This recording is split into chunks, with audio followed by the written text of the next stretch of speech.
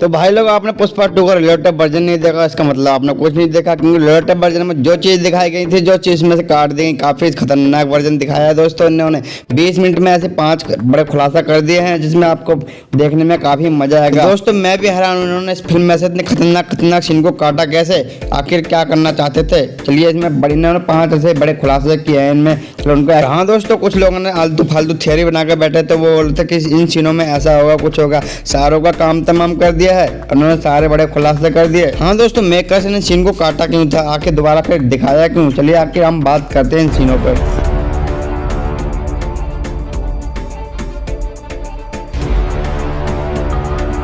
Detail number 1 दोस्तों, यहाँ पर जब शेखावत नकली माल पकड़ लेता है और जल्दबाजी में सब लोगों को बता देता है कि मैंने 2 टन का माल पकड़ लिया है, उसको पता चलता है कि नकली माल, इसी में एक गेम बनाता है, मतलब एक प्लान बनाता है जिसमें फिर वह मंगल सेनू से 1 टन असली माल मंगाता है और उसको पूरी सच्चाई बताता है कि जब इसमें जांच करने के लिए कमेटी आएगी, उसको असली माल दिखा देंगे और नकली माल को पैसे खिला के बता देंगे कि ना असली बोलना है। और कमेटी आती है, कमेटी को ओरिजिनल माल दिखा देते हैं और पूरा बता देते हैं कि सारा माल ओरिजिनल है। इसके बाद वो सोचता है कि जब तक नीलामी के समय आएगा तब तक कुछ समय तो लगेगा ही नीलामी में। इसके बाद पूरा प्लान उसकी तरीके से चलता है। आखिरकार आगे चल के वो क्या करता है, शेखावत को पता चलता है कि माल सिर्फ चेन्नई के बॉर्डर को पार किया है, माल अभी इंडिया में, इंडिया से बाहर नहीं गया है, सिर्फ मैं पकड़ ही लूंगा, इंडिया से बाहर नहीं जाने दूंगा। डिटेल नंबर 2 से डप्पा मीटिंग। फिर हमने ट्रेलर में एक सीन देखा था कि पुष्पा किसी पॉलिटिशियन के घर पर एंट्री कर रहा था, मगर ये सीन मूवी से हटा दिया गया था, मगर रिलेटेड वर्जन में ये भी सीन दिखा दिया गया है। ये सीन तो मुझे काफी पसंद आया था, क्योंकि ये सीन सबसे ज्यादा धांसू था, क्योंकि इसमें जैसा कि शेखावत ने एक कमेटी बुलाई थी जो माल चेक करने के लिए आई थी, उन्होंने असली माल को,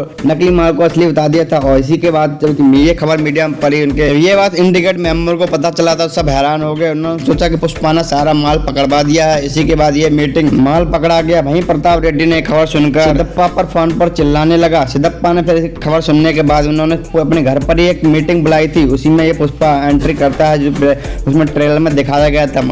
पुष्पा ने बोला था, पुष्पा को बोल रहे थे तूने सारा माल पकड़वा दिया है, मगर पुष्पा बोल रहा है ये माल नहीं पकड़ा गया, सारा माल मेरे पास ही है। वो बोल रहे फिर मुझे बताता क्यों नहीं है। तो उन्होंने बोला कि मैं सारे माल यहाँ पर नहीं बता सकता, यहाँ पर भी कोई शेखावत का आदमी हो, मुझे पूरे टीम में एक ही आदमी पर विश्वास है, वो भी है, मुझे सिर्फ जग्गा रेड्डी पर ही विश्वास है, बाकी मैं जग्गा रेड्डी को माल दिखा सकता हूँ। तब पूरी टीम के आदमी सब खुद बोलते हैं कि ठीक है चल मान जाते हैं। Detail number 3 Rameshwar port. फिर हमने ट्रेलर में सीन देखा था, ये गाड़ी पलटी दिखाई जाती है, मगर ये फिल्म में नहीं दिखाई गई, मगर रिलेटिव वर्जन में ये सीन दिखा दिया गया है। जैसा कि हमने रामेश्वर पोर्ट का सीन देखा था, जग्गा रेड्डी का पीछा शेखावत करता है और आखिरकार माल पकड़ लेता है। रामेश्वर पोर्ट पर पहुंचता है, पुष्पा शेखावत के सामने माल को बॉर्डर पार कर देता है। यहाँ पर शेखावत के हाथ से माल निकल जाता है, मगर रिलेटिव वर्जन में सब कुछ दिखाया गया है। ये तो काफी खतरनाक ही सीन था। पोर्ट पर पहले से हामिद और जग्गा रेड्डी थे। जैसे ही शेखावत वहाँ पहुंचता है, उन दोनों को देखते ही दोनों भागने लग जाते हैं वहाँ से। यानी इस सीन को पहले नहीं दिखाया गया था, रिलेटिव वर्जन में सारा दिखा दिया गया है। जब ये गाड़ी पलटी है, उसमें हामिद और जग्गा रेड्डी होते हैं, उसमें जग्गा रेड्डी तुरंत मर जाता है, हामिद बचता है, हामिद से पूछताछ करता है। जब हामिद को वह जिंदा देखता है, शेखावत काफी खुश होता है, वो सोचता है कि मेरे हाथ बहुत बड़ा डीलर लग गया है। हाँ, शेखावत सोचता है तो इंटरनेशनल डीलर है। तो शेखावत इनसे पूछता है आखिर ये बता माल कहाँ जा रहा है, पुष्पा को पैसा कैसे मिलेगा। तो हमें बताता है माल तो जापान जा रहा है, और पैसा तो जब माल जापान पहुंच जाएगा तो पैसा तो हवाला के जरिए, हवाला के नोट के जरिए पैसा वापस मिलेगा। यानी कि वहाँ का डीलर आधा नोट इंडिया भेजेगा, आधा नोट पुष्पा के पास होगा, आधा उसके पास होगा। जब माल वहाँ पहुंच जाएगा तो वहाँ का डीलर, जापान का डीलर आधा नोट इंडिया भेजेगा, इंडिया किसी के डीलर के पास, वहाँ से आकर आपस में नोट को जोड़ कर देखा जाएगा, तब उनका पैसा वापस मिल पाएगा। लेकिन एक बात की परेशानी थी, पुष्पा को इंडिया के डीलर के बारे में पता ही नहीं था, सिर्फ हामिद को उसके बारे में पता था। तो शेखावत हामिद से पूछता है कि पुष्पा को वहाँ के डीलर के बारे में पता है, तो हामिद बोलता है नहीं। तो शेखावत सोचता है कि इनसे अगर इससे पूछूंगा उसके डीलर के बारे में, तो यहाँ पर कई सारे पुलिस वाले हैं जिन्हें पता लग जाएगा, वो पुष्पा ने पैसे देकर उन्हें पूछ लेगा।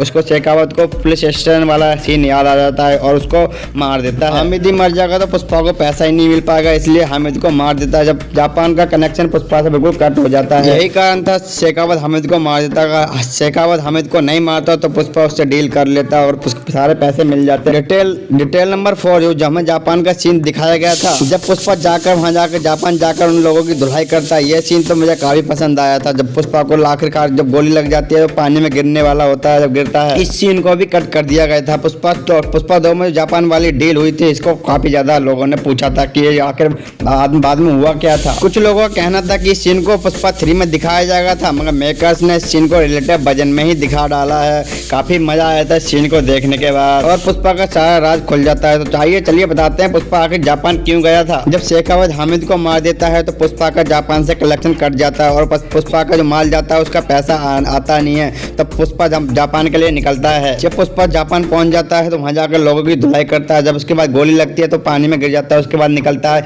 अपना फटा हुआ आधा नोट दिखाता है। वहाँ के लोग पहचान जाते हैं कि ये पुष्पा यहाँ पर क्यों आया है। आखिर वो पुष्पा से माफी मांगता है, बोलता है कि पैसे ना मिलने का मुझे बहुत दुख है। तो पुष्पा वहाँ पर जाकर एक डील करता है कि आखिरकार इंडिया में जो डीलर है उसको पता बताया जाता है और उन्हें पैसा मिल जाता है। डिटेल नंबर 5 जॉली लड्डी वाला सीन। ट्रेलर में सिर्फ 1 सेकंड का सीन दिखाया गया था जो पुष्पा पर गन तान रहा था, मगर इसको भी 20 मिनट के अंदर ही दिखा दिया गया है दोस्तों। जब जग्गा रेड्डी बढ़ जाता है तो पुष्पा को काफी दुख होता है। जग्गा रेड्डी उसका जॉली रेड्डी का बड़ा भाई होता रहता है, इसलिए काफी दुख होता है। और पुष्पा को काफी दुख होता है और बोलता है कि जग्गा रेड्डी मेरी वजह से मरा है, इसलिए जग्गा रेड्डी की जगह उसके भाई को जगह दे दी जाए। और जॉली रेड्डी नहीं मानता है, वो पुष्पा से बदला लेना चाहता था। तो सबसे बड़ा सवाल यह है कि मेकर से जब इन सीन को कट कर दिया था तो आखिर इन्हें दोबारा क्यों दिखाया था। न दिखाना ही था तो उनको पुष्पा 3 पार्ट में दिखा देते, आखिर पुष्पा 2 में ही क्यों दिखा डाले सारे सीन। दोस्तों ये सीन दिखाने का मतलब यही है कि इनकी सारी पूरी पुष्पा 2 की स्टोरी को ही सीन ये जोड़ते हैं, क्योंकि अगर पुष्पा 3 में दिखाते तो पुष्पा 3 की स्टोरी को नहीं जोड़ पाते, इसलिए उन्होंने पुष्पा 2 की स्टोरी में से बनाए थे, इन्हें कट कर दिए थे, मगर इसी में दिखा दिए हैं क्योंकि इसी स्टोरी के थे इसलिए दिखा दिए गए। और पुष्पा 3 की स्टोरी तो उनकी अलग है, बनी हुई रखी है, इसलिए उन्होंने पुष्पा की फैमिली के साथ लास्ट में जो किया था उसकी अलग ही स्टोरी बनाई जाएगी, इसलिए पुष्पा 3 का पार्ट अलग बना रखा है उन्होंने, इसलिए पुष्पा 3 में ये सारे सीन नहीं दिखाए गए थे। तब तक हमारी वीडियो कैसी लगी, तब तक हमारे चैनल को सब्सक्राइब, वीडियो को लाइक करना ना भूलें। चलिए ज़्यादा हमारे चैनल को सब्सक्राइब कर लेना। तब तक जय हिंद, वंदे भारत। और वीडियो कैसी लगी कमेंट सेक्शन में राय जरूर